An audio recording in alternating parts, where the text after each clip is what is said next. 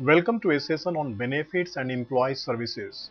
This topic comes under compensation management to employees, and if we refer to the subject, then it would come under the human resource management. So, the topic which we are going to discuss is part of compensation management in human resources management. To manage people in the organization, one of the major tasks is to compensate them adequately, compensate them as per the market rate, as per the uh, prevalent norm in the industry.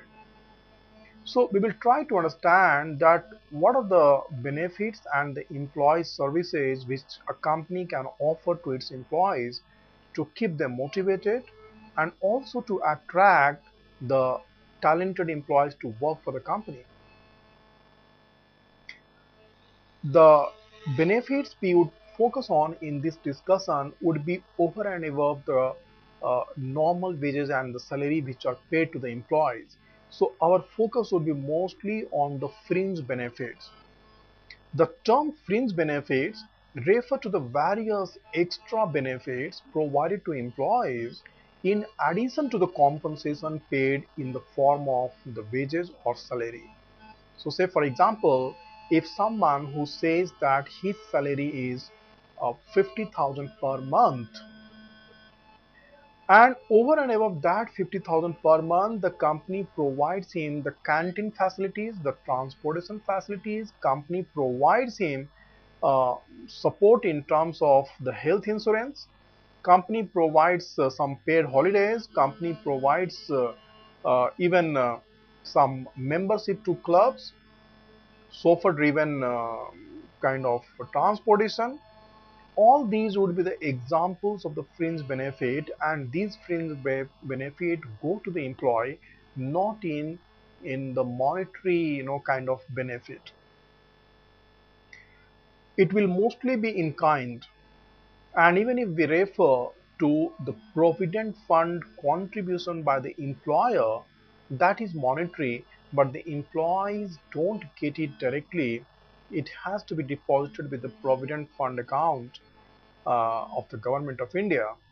And only after a certain period of time and under certain specific condition, the situation, the employee can withdraw the money.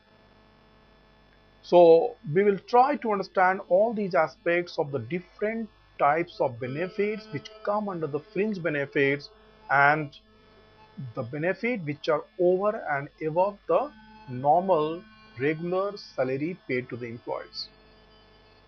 Fringe benefits can be monetary or it can be non-monetary. So both aspects, financial as well as non-financial, both the benefit which come to the employees may come under the fringe benefit. I already gave you the example that the monetary benefit which goes to the employee in the form of the provident fund contribution by the employer, that is an example of the monetary benefit. It is connected with employment but not performance of individual employees. Yes, it is not incentive. Fringe benefit is given to each and every employee irrespective of their performance. So someone who has given excellent performance and someone working at the same you know position, similar kind of job, if has not been able to give that good performance, but still as far as the distribution of fringe benefits are concerned, fringe benefits to both the employees will be exactly the same. If there are two executives working in the organization at the same position, the similar kind of work, and one is a better performer while the other is an average performer, then there won't be any kind of differentiation while making the payment to of the fringe benefit to either of the employees. Both of them will get exactly the same fringe benefits. Say for example, if there is a canteen facility and organization provide free of cost lunch and breakfast to the employees, or if the lunch and the breakfast provided is highly subsidized, then it cannot be based on the performance delivered by the different employees. It has to remain the same for all the employees. Likewise, transportation facility. If the employees are provided with a transportation facility, pickup and drop facility, it cannot be offered on the basis of their individual performance. Provident fund has to be for every employee, provident fund contribution by the employer. Likewise, there are so many other examples. Companies today are bearing the cost of the premium of the employee's health insurance, the medical insurance, even the life insurance. So these again cannot be biased on the basis of the performance of the employees. Fringe benefits are given during employment and can also be given during the post-employment period as per the policy of the organization. So each and every individual organization can have its own policies, which broadly would be as per the government norms, the government guidelines to fulfill the minimum requirement. And the important aspect is that those benefits which come after retirement, like the gratuity, pension, they are the example of the post-employment fringe benefit given to the employees. Why companies should give the fringe benefits? As fringe benefits are essentially paid over and above the salary or the wages paid to the workers. It is mostly based on the demand from the employees. Employees may raise the demand to provide them canteen facilities at the workplace, to provide them transportation facilities at the workplace. So it could be because of the demand which come from the employees. Another way of considering the demand and coming up with the fringe benefit to the employees could be the demand coming from the trade unions.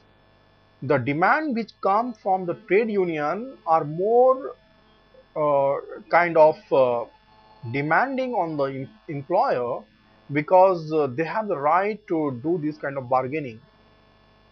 So the demand coming from the trade union would be more pressing, though management can also do some kind of bargaining, can relate the demand for any kind of fringe benefit, be it that of the productivity, with kind of orderliness in the organization, better discipline, better on the job behavior by the workers. But the fact is that trade unions have been recognized as an institution in the country as per the constitution of our country to do this kind of bargaining. So management cannot completely ignore that. Employers may themselves prefer to give a lot of benefit to its employees to keep them motivated, to retain them, and to attract the talent from the market. Remember that most of us, most of the people, they take up a job primarily because of getting the compensation, the benefits in terms of monetary or the non-monetary benefits. So if a company is doing well, is making reasonable amount of profit, then a share of that has to go to the employees in different forms. And one way of doing that is giving them fringe benefits. One reason for considering fringe benefit to the employees is providing them some kind of social security. Employees who are going to retire, they need that kind of social security. The people who have spent a number of years with the company, when the person is old, not able to continue working post retirement, then he cannot be left on his or her own. So it also takes care of the social security measure. Also the people who are working and during the work, if they meet with any accident, they become disabled, and in very extreme cases when the person has lost the life, then the dependents have to be compensated as a measure of social security. Someone who is getting disabled has to be compensated for that. These are some of the examples. Even Other examples say maternity leave to the female employees. That's an example of social security. To improve human relations, companies who would like to have better relationship with its employees, they would be happy to share more and more benefits so that they enjoy a good relationship with the workers. Workers feel that the employers are very caring to them and they take care of them by giving them good, benefits. Now let us understand what are the objectives of fringe benefits. Why do companies try to come up with these set of benefit to the employees? One objective is to create and improve social industrial relations, sound industrial relations, good social relations with the workers. And that's what we discussed while understanding the reasons behind paying the employees the fringe benefits. So to create and improve sound industrial relations, organizations are obliged to pay these fringe benefits. To boost up employees' morale of the employees would definitely be high if they think that they are well taken care of by the employers in terms of their compensation and the other needs to satisfy the unsatisfied needs of employees. Now, let us understand this particular term, unsatisfied needs. Employees who are given the compensation in terms of the salary, they may not be able to afford, good food. They may not be able to afford, a convenient transportation or means of transportation to the workplace. So the idea is to uplift their social status, to improve the quality of their life, and for that the company, because these needs may not be satisfied by just paying them the salary. The person if get these kind of facilities by the employer, then that definitely satisfies their certain needs which otherwise were unsatisfied. Even a lot of other needs like recreational facilities, the need for getting involved into certain creative activities, maybe it could be a sports, it could be some other activity, providing that kind of facilities. Nowadays, many organizations, including the services sector, the BPO sector, they are coming up with the facilities like gym at the workplace, a meditation center at the workplace. Now, by providing compensation like just salary, employees may not be able to afford to take the membership of a gym or yoga center. But by creating such facilities, organization tries to fulfill their those unfulfilled needs, unsatisfied needs. So it adds on to the quality of the life, it adds value to the people by providing them the fringe benefit and definitely uplifts the morale of the employees. We already talked of improving the quality of the work life. To provide security against social risk like old age benefits. So that's a social risk. People today want to remain independent even after retirement. They don't want to become a burden to their family, to their children. And most of the time, when the children are not together, then they need some source of income to sustain the retired life. To inculcate a sense of security against accidents, health hazards, people must have the security that while on job and while operating different machinery or any kind of work process, if they come across any accident, then what is the kind of security system the company would provide that gives them the confidence to do their job very well without having any apprehension, any fear in the mind. To promote employees' welfare by creating recreation facilities. Recreation facilities are to rejuvenate the employees, provide them the platform where they can come up, they can show up their creativity beyond the uh, work kind of activities. People may have some hidden abilities, and they show it, and they that satisfies their unfulfilled needs. So it's very important to come up with those recreational facilities. It makes the employee more creative, more satisfied, more productive. To create a sense of belongingness among employees, this simply makes the employee feel that organization cares for them. So they also have a reciprocal kind of feel for the organization, and they also try to give their best, and that creates a win-win situation for both. To meet legislative requirements like the PF contribution by the employer, as per the law, as per the constitutional provision, employees who are working on regular terms with the employer, any organization, they earn their basic pay. 12% of their basic pay has to be contributed by the employer towards the provident fund. So the provident fund is created by a government agency, which is you know um, it itself is known as the provident fund, and the organization which manage it, they collect, they get the amount credited on behalf of the employee, and that is deposited for meeting any eventualities like the certain loss of the job. If the employee has lost a job after some time, then that comes as a big support to the employee to sustain the period of unemployment. But during the employment, while a person is continuing with the employment, they cannot withdraw that money. Coverage of fringe benefits. What are the different types of benefit, and what are the different heads under which we can put them?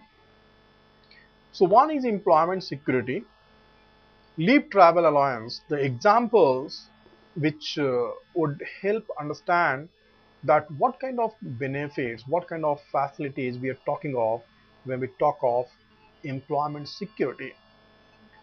Leave travel allowances. People are given assistance to do some kind of traveling once in a block of 2 years or as per the organizational policy. Then there could be overtime payment. People when work, they are required to work beyond the normal working hours, then they have to be compensated. This is valid for the non-executive employees. Executive employees normally are not paid any overtime compensation. Maternity leave. Maternity leave is a paid leave for 3 months.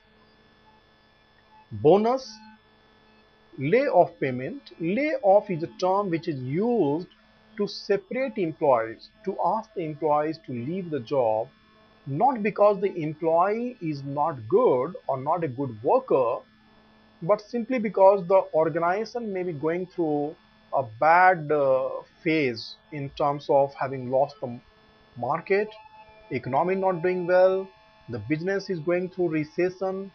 Under this kind of situation, when the organization is not able to continue with the employer-employee relationship with some of the workers to reduce the cost, or simply because there may not be enough work for all the employees, organizations have the right to ask the people to let them go, and for that they have to be compensated. Like for example, as per the agreement between the management and the employee, there could be a situation where if any employee is asked to leave the job, has to be compensated for next 30 days salary, next 1 month salary. It could be a 3 month salary payment if the employer is asking the employee to leave the job. This is as per the agreement at the time of employment. Providing facilities like retiring room or rest room at the workplace, giving them the paid holidays, and in certain cases, some companies which would have consideration for providing job to an employee who is about to retire or who has retired, or if the employee has met with certain eventualities at the workplace, like maybe some accident, and then as a compensation, the employee's son or daughter is given, the opportunity to take up a job with the company. So those were the examples of fringe benefits which come under employment security. The second set of benefits which come under the health protection. Health protection include providing them insurances, like it could be accident insurance, it could be disability insurance, health insurance, hospitalization facility, life insurance, medical care, sick benefits, paid leaves for employees when they get sick. These are some of the health related protection provided by the employer to the employees. Then the kind of benefits which come once the employees have retired. They are also known as the old age benefit given by the employer.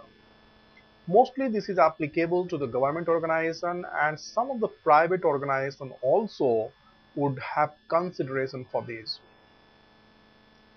Employees are paid provident fund by the employee, which is also a deferred income kind of plan for the employees. Once they retire, they can claim that amount and they can be a source of their livelihood for the rest of their life. Pension could be a regular income post retirement, as they used to get the salary every month. They get a lesser amount of compensation for having worked for the company for certain number of years, which come as a pension to them. Gratuity is a kind of benefit given to the employee when the employee is leaving the company, and if he has served minimum 5 years regular employment with the company, then for every year completed, the employee is paid 15 days of salary of the basics. So say for example, someone who has put in 20 years of service will get 20 multiplied by 15 days of the basic salary which was last drawn by the person. So the last salary in service, say for example, had a basic component of 50,000, then uh, 15 days salary would mean 25,000. So 25,000 multiplied by the number of year of service the person has put in, that would come to him or her as a gratuity amount. Provident fund we already talked about is the contribution at the rate of 12% of the basic pay of the employee, uh, and that contribution is by the employer to the provident fund of the employee, which is essentially a future fund. Then the other old age assistance, like providing the medical care, traveling concession of even the retired employees, jobs to the son and daughters of the deceased employee. These are some of the examples. The exact benefits would actually vary from company to company. The other set of benefits are put under the different heads, like the personal identification, participation, and stimulation. Now, identification, recognition, or stimulating the employees to do a better job, that comes in the form of different kind of awards and rewards. Celebrating the employees anniversary at the cost of the company, or giving them some kind of reward on their birthdays, on their anniversary date. If someone has been very punctual, very regular, then they can be rewarded for their attendance. Canteen facilities, cooperative credit societies where the person would have the facility to withdraw, or take loan at a very nominal rate.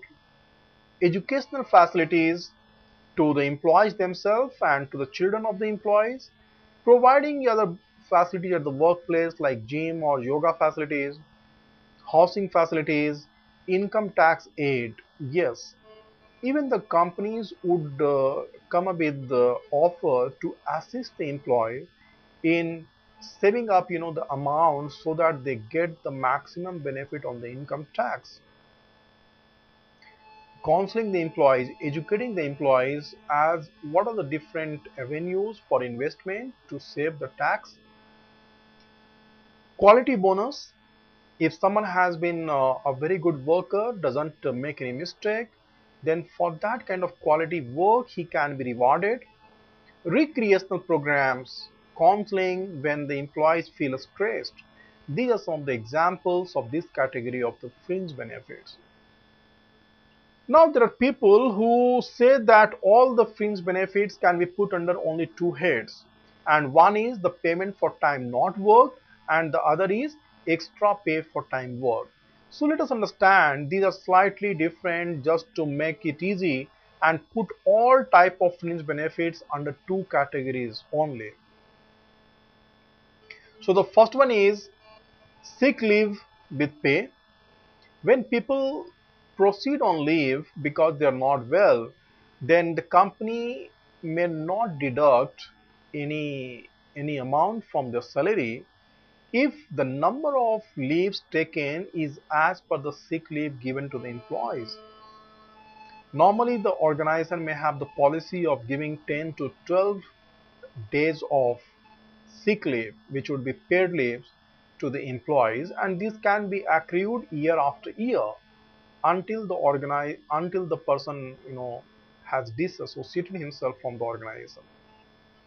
Vacation pay, employees can proceed on vacation, and those vacation while he would not be at the workplace, but still he gets paid for that. Paid rest and relief time, at the workplace there could be some rest time and employees are still paid for that. Like in any industrial kind of environment, workers are given rest, which are the paid rest, and it may come in the form of the tea break, lunch break. Sometimes even the employees who require a lot of traveling or are traveling for the office work will be paid for that time also. So it is all about linking the different type of benefit for the time the employee has not worked. And then the other one is that extra pay for the time worked, like incentive bonus. Whatever the work the employee does at the workplace, he is paid for that in terms of the salary. But over and above that salary, the employee can be paid incentive for having done a good job. They can be given the shift premium if someone is working at an odd shift and that requires putting in a lot of difficulties for the employees, a lot of hard work. Employees can be paid shift premium for working in that kind of shift. Old age assurance or insurances given to the employees at the cost of the company. Profit sharing, if the organization has done very well and whatever the profit the organization has made, sharing the profit in the form of different incentives like profit linked incentive. Unemployment compensation, if there is a brief unemployment due to recession or due to the loss of business, then organization may have a policy of paying for that period as unemployment compensation. Then there could be different other ways of paying people for the time they have not worked, like during the puja holidays. The Shara Puja is very one of the famous kind of and very uh, popular kind of vacation, particularly in eastern part of the country. So even though people are into festivities mode, they are on leave, they still get paid, and not only they get paid, but they actually get bonus for that. Likewise, in Western countries, there could be consideration during the Christmas period, the New Year period for Christmas holidays with Christmas, kind of bonus, food cost subsidy, whatever the food is offered in the canteen that may come to the employees at a highly subsidized cost, providing the recreation and the recreation facilities during the work time at the workplace without having any bearing on the pay for the to the employees. Now we can sum it up with the following points.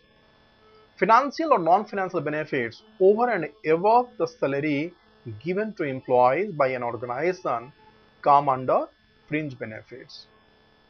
So fringe benefits are over and above in addition to the regular salary paid to the employees.